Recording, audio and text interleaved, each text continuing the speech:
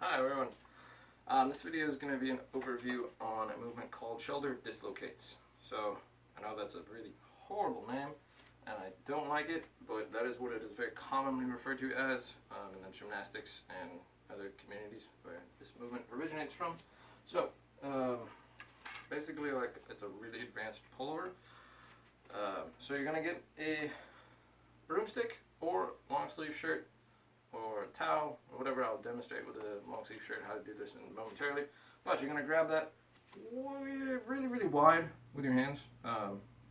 Basically, not as wide as you can possibly go necessarily, but I mean, for some people it might be as wide as the object you can grab.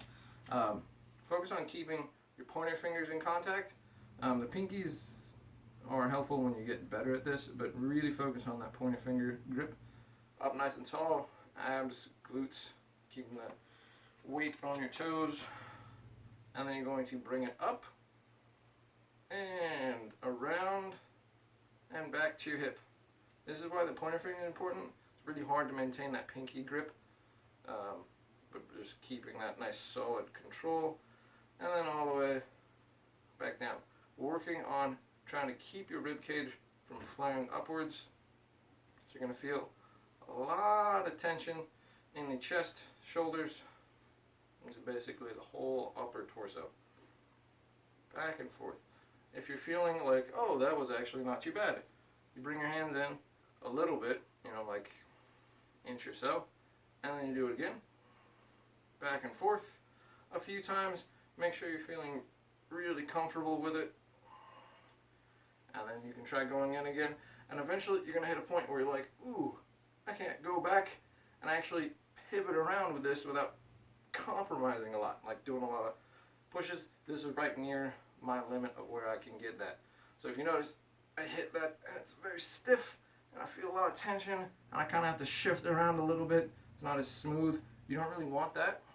You can do a couple of them in that range, but you want to make sure that you can pretty comfortably get all the way around, feeling that tension but not feeling that stickiness where you're like, it doesn't want to move and you're having to force it.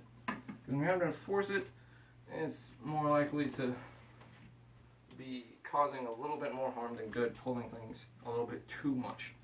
To do this with a long sleeve shirt, right, you just grab it and you roll it up so it doesn't smack you in the face.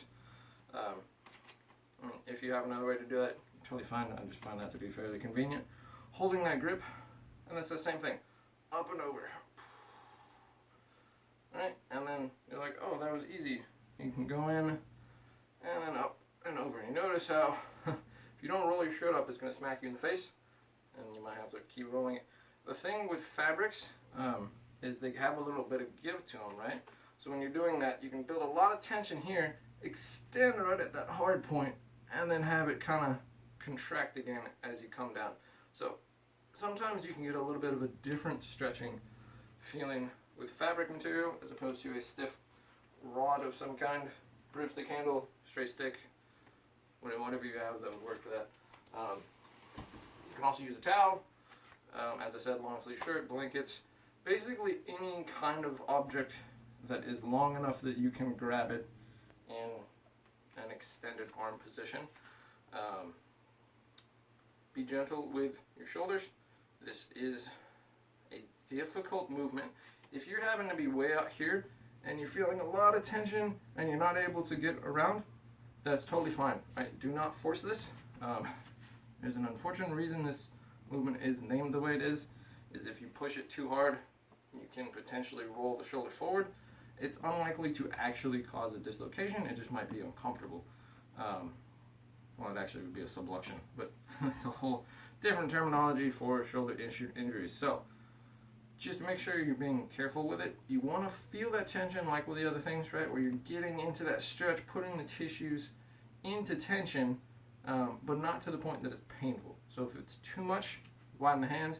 If you can't widen the hands more than your object, then just don't have an object, right? Just try and think about doing this motion, getting your arms as narrow as you comfortably can, but then letting them open up as you go backwards. It's a good way to build into it if you're struggling a lot. So Have fun with that. Be aware of your body and enjoy.